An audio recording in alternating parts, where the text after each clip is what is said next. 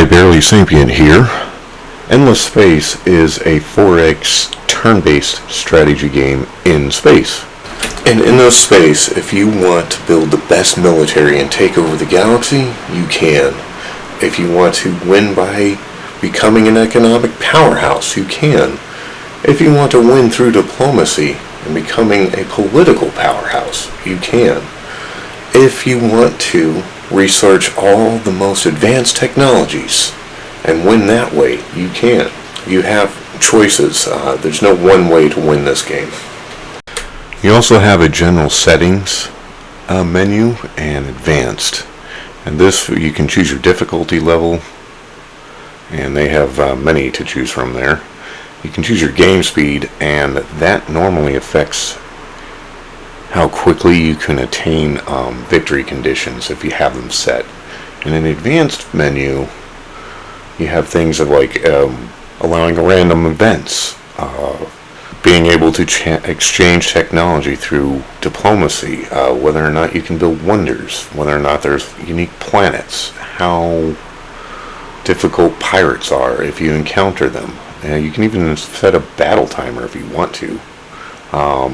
Now your different victory conditions. You can win by score, supremacy, wonders, scientific, diplomatic, economic, and expansion victory. And I believe, if I recall correctly, they're all turned on by default. You can turn them on or off as you see fit. And in the game that I used for most of the footage for this review, I left them on and forgotten that I had left them on. I usually don't. More on that later. You'll have to choose which faction fits your playstyle the most, or you can make your own faction. This game came out in 2012, so they weren't thinking about 4K when they made the user interface, and it shows, unfortunately. So I had to switch this gameplay back to 1080p so I could actually see what the menus were saying. This is what it looks like in 1080p. One thing I've got to say about this game is the battle cutscenes. Wow, they're gorgeous. They are fun to watch. At the beginning of the game, you will have one star system with one planet colonized. You will have one ship for exploration and one colony ship. You'll have the opportunity to hire 3 heroes. You probably won't be able to afford any of them just yet. And you'll have a beginning message for the game. You won't have researched anything just yet, except for technologies given to you at the beginning of the game for your faction. So you have to choose your research. On the top left-hand corner, you have 6 buttons. The first one is Galaxy. This basically shows your score and all the scores of the other factions. If you're going for a score victory, this is going to be important, but it also gives you relative power of your empire versus all the other empires. This is your Empire button. From here you can click on that and you have control over your tax rate, which can affect your approval rating. Depending on your technology, you can raise or lower taxes at will, depending. If you put it all the way to 100%, as you can see, your approval's at rebellion, so be careful with this slider. Starts off at a default of 40%. You also have a list of your strategic and luxury resources. We'll get into that later. You have a look at how much research per turn you're getting done each turn for the entire empire. From here you can manage each and every colony and its production if you want. You can also set an AI to control how your colonies will build system improvements. You can, whether it be balanced or for food production or just industrial production or dust, which is your currency in the game, or research, or for military, for approval or diplomacy. You can manage your trade routes from here. This is much later in the game, obviously at the first turn. You haven't met anybody, so you can't trade.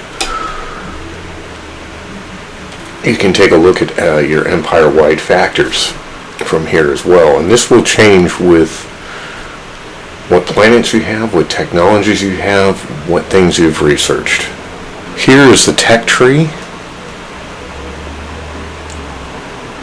If you can zoom in, you can see each and every little technology that you can research. The next one is your fleet button, your military button. From here you can see all of your fleets. You can also design new ships. You can set it to, if you can add, you can also set it to auto upgrade. Each time that you research a new ship class or hull class, it'll come out with a default design for it. Right now, since this is the beginning of the game, there isn't much here that you can actually design. That changes as research new technologies, of course. The diplomacy option is the fifth button from the top left corner, and once you've been playing a while and have met a number of empires, you're probably going to see or use this screen once in a while at least. When you click it, you are the center empire in this display, and all the empires that you have met are on the outer ring. You click on them to talk to them, and you click this little dialogue button, and you can do all sorts of things. You can trade research, make trade deals, give planetary systems if you wanted to, or resources, that sort of thing. You can also declare war or sue for peace. The next button is your heroes button. From here you can hire or manage your heroes. They will level up and gain more abilities, and that can also affect either your fleets or your colonies. And of course the last one is where you can save your games, where you can go to your options and change audio, graphics, gameplay, settings, all that good stuff. If you've moved your fleets or ordered your fleets to move in a previous turn, you can execute those moves by pressing this button down here at the bottom right hand corner. Throughout the game you will get various events that either affect your empire positively or negatively. Early on it's important to get the ball rolling on expansion of some sort. At some point fairly early on in the game, you'll start collecting luxury resources. You'll start discovering them whilst researching technologies, and what will happen is you'll have colonies that'll have those luxury resources available. Luxury resources can impart certain bonuses to your empire. Sometimes it can be approval rating if you get a monopoly.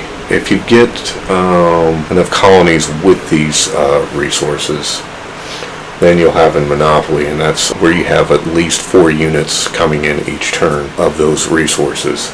Strategic resources, which are usually metals and gases, are required to build certain star system improvements as well as certain weapons on your ships.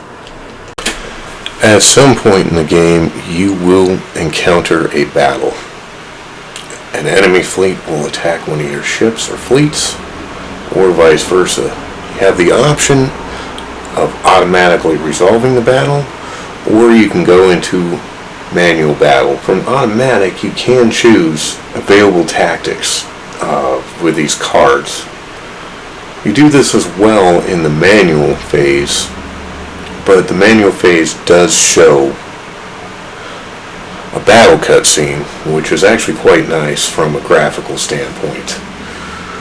You're going to pick your tactics based on what you think is going to happen and what's best for your fleet.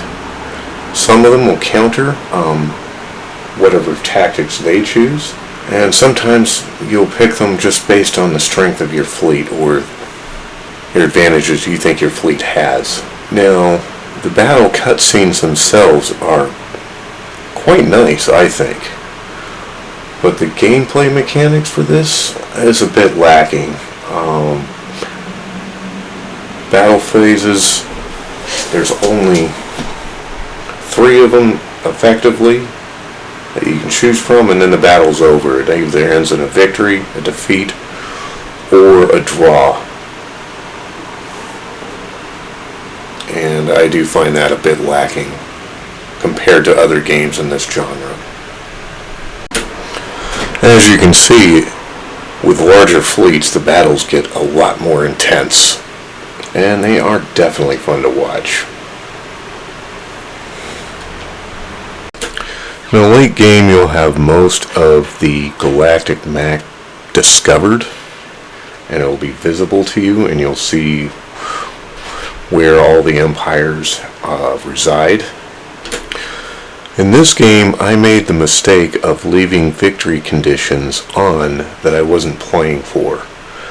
I built this custom empire for military domination, and I left economic, scientific, and wonder victories on, and what happened was, well, other empires got really close to an economic victory. I'm not sure which turn that I realized, which turn number that is, that I realized that I had left those victory conditions on. But it certainly made the gameplay a bit more fun, because I kind of had to scramble to change, this playthrough, this game. And that was actually a bit fun and a bit challenging. And the Cravers came awfully close to winning an economic victory. Like on this screenshot, you can see that they're at 96%. And, 2 other empires, also fairly close. I had to play catch-up. And at this point in the game, I've got every single one of the Cravers systems blockaded, or I'm invading them. And this is all to stop that economic production of theirs. I did end up succeeding, but this was a lot different than what I thought it was going to be. If you meet one of the victory conditions, you can still decide to continue playing that game for whatever reason. It kind of reminds me of Civilization that way. Overall, Endless Space is a pretty fun game to play. There's lots of different ways to win, lots of technologies to research, lots of exploring to do, lots of diplomacy. The only thing that I find lacking is anything to do with battle, although the battle cutscenes are gorgeous. This, of course, is just my opinion. You'll have to try the game out for yourself. Like and subscribe if you like the video, and comments are always welcome.